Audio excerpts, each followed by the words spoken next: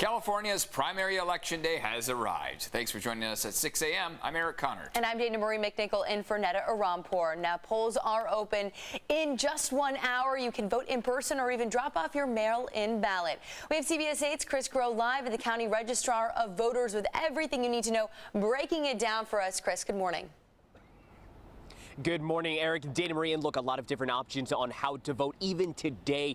And if you didn't vote already, obviously you're going to want to pay attention to everything that we are giving you tips on here. So let's start with what's expected. It's expected to be very low voter turnout when all is said and done. In fact, estimates right now are at 30 to 40% of registered voters here in San Diego County, which is generally the case when it comes to non-presidential primary elections and even presidential general elections. Now, again, if you did not vote today, there is still plenty of time. The registrar and other voting and polling locations, those are going to be opening up in about an hour, and you can vote at any of the 200+ voting centers in the county. There is no assigned polling place for anyone. You can visit whichever one that you like, but there are also more than 130 ballot drop-off sites. So if you got that mail-in ballot and you still have it around your house, you could still conceivably, again, fill that out and make sure that you get it to one of those drop-off locations. Again, remember, the voting centers are going to be open today from 7 a.m.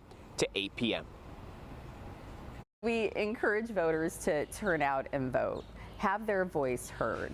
Even in these primary elections, you want your voice heard. We're selecting those in the majority of these contests. We're selecting the 2 candidates that will run off in November. So you want to be included in that conversation. And look, there are a lot of important races in which you are going to want your voice heard on that matter, including not only for sheriff, but look at the South Bay. You have the 80th Assembly District, which essentially has 2 different things that you'll be voting on. Who's going to finish the unfinished term, and then who is going to run off in November. And then, of course, you also have the vote for mayor for Chula Vista, for, again, the 2nd largest city in San Diego County. So a lot going on right now. We'll break down a little bit more about what's going on in the South Bay specifically in less than a half hour's time. Eric and Dana Marie. Yeah, exciting day. Thanks for that, Chris. This morning, at least one person sadly is dead after this crash on the 5 in Carlsbad. This happened just before 9:30 last night, just south of Carlsbad Village Drive. 3 cars, including a semi and an SUV, were involved in this crash. You can see the SUV ended up here in an embankment. The cause of this crash still under investigation. And take a look at this. A woman is facing charges this morning accused of stealing a DoorDash driver's car and then crashing it right into this building in South Park. This happened yesterday. The native poppy flower shop was damaged, but no one inside was hurt. So here's what happened. Police say a man was making deliveries for DoorDash, left the car running when a woman got into the driver's seat. The DoorDash driver jumped on the hood of the car as the woman started to drive away. He fell off and then was taken to the hospital with a head injury. You would expect someone to at least try to hit the brakes at some point, you know, and they just flew through this intersection. We see people running stop signs here constantly anyway, so it's not new to us, but, you know, to see someone at that rate of speed, it's scary. So the woman ran away after crashing that car. A Good Samaritan followed her into a canyon and waited for police. The woman was then taken to a hospital. And this morning we are getting a look at the mess left behind at the native poppy flower shop after that crash. Take a look. Man, their shop was significantly damaged in this, but thankfully no one was hurt. Owners of the small business say you can still support them by ordering online or visiting their Solana Beach location. And this morning, 2 people are under arrest in connection with the mass shooting that killed 3 people in Philadelphia over the weekend. Meanwhile, in Washington, there's mourning and mounting pressure on lawmakers to introduce new gun control measures. Bradley Blackburn has the latest.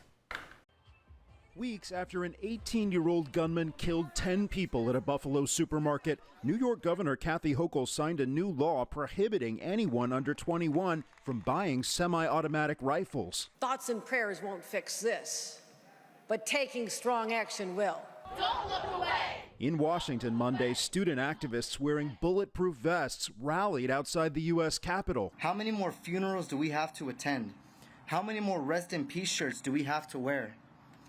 How many more murals do we have to put in our neighborhoods for lawmakers to do their jobs and protect our families? Bipartisan negotiations are continuing, with lawmakers under increasing pressure to reach an agreement on gun control. They need progress. They need us to show that we care about what kids are going through. Democratic negotiators say a deal could be completed this week. It would likely center around a proposal that includes enhanced background checks, new incentives for states with red flag laws, as well as investments in school safety and mental health. The White House says President Biden is encouraged by the talks. There hasn't been a wide-ranging bill passed since 1994. Republican negotiators insist this is not about restricting the rights of law-abiding gun owners. We have to be realistic about what can pass, and we know it's not easy. Survivors and family members of the victims of the Buffalo and Uvalde mass shootings are testifying this week in congressional hearings on gun control. Bradley Blackburn, CBS News. And students across the country continue to demand gun legislation. Today, the group Students Demand Action is calling for classroom walkouts across the country. Students at Patrick Henry High School are expected to participate. This morning, the Sweetwater Union High School District is asking students and staff to temporarily mask up. It comes as COVID cases rise across the district. Masks will be required for all indoor activities when students and staff are in the presence of another. That includes summer classes, summer programs, and extracurricular activities. The district says it will take another look at its masking policy before the start of the next school year this fall.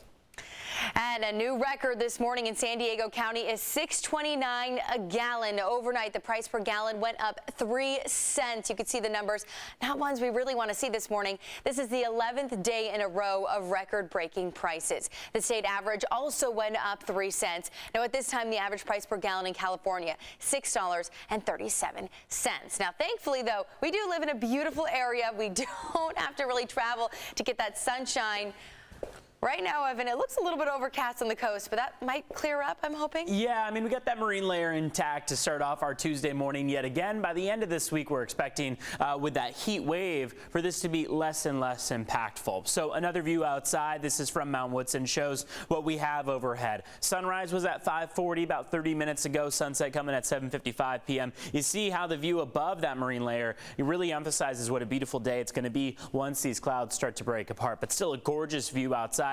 Important to keep in mind that these clouds are not going to hang around long for us, but we do have some limited visibility in a couple spots on the map. Oceanside 6 miles, Miramar 5 miles, Kearney Mesa 4 miles, and take a look at Ramona, less than a mile of visibility. So if you're walking out the door right now, you're not able to see all that far ahead of you, make sure to take it a bit slower on the roads as you head out the door, and keep in mind that misting is also occurring in a couple spots on the map. Now, going toward this afternoon, those clouds are going to break apart. We'll get plenty of sunshine, and that is actually expected closer to the late morning hours, so around 8, 9, 10 a.m. We'll start to see those clouds gradually breaking apart. Temperatures walking out the door mostly in the 60s. You've got 62 in Poway and El Cajon, 58 in Ramona, and 64 up in Oceanside. Borrego Springs looking pretty nice at 73 right now. As we see those clouds break apart, we'll warm up to the low 70s along the coast. Along the coastline, we're only about a degree above average, but as we head toward the next several days, that is going to change. We'll be about 10 degrees above average by Friday and Saturday. For your inland valleys today, we're about 5 degrees above average. So across the board, as we head toward the end of this week, as this heat wave really makes its presence felt, we're going to see temperatures climb to about 10 to 20 degrees above average. Today is not really day one of the heat wave. I'd say day one is likely going to be Thursday, and then that'll stretch all the way through about Sunday. Today, we're above average, but it's not any huge departure from normal. Only about 2 degrees above normal along the coast, 4 or 5 degrees above normal inland. Mountains and deserts still looking pretty warm out there. 80 for the mountains, 109 for your deserts. Let's take a look at drive times out the door. Mainly green on the screen here, not causing much trouble, major delays or anything out there. So far, we've seen some traffic congestion. I want to show you what that's been looking like over the last several days. Looks like those graphics are a little bit farther down on here. But so far, we haven't seen really all that much taking place. So I want to take you first off to the South Bay, where we do have a crash. Looks like this one is on the 94 eastbound at the 805. Crash looks like it's been moved over to the median, so not causing any major backups there. And then also over on the Coronado Bridge, we're starting to see some slightly slower speeds there. You can see that about mid-span moving over to Coronado. Back to you guys.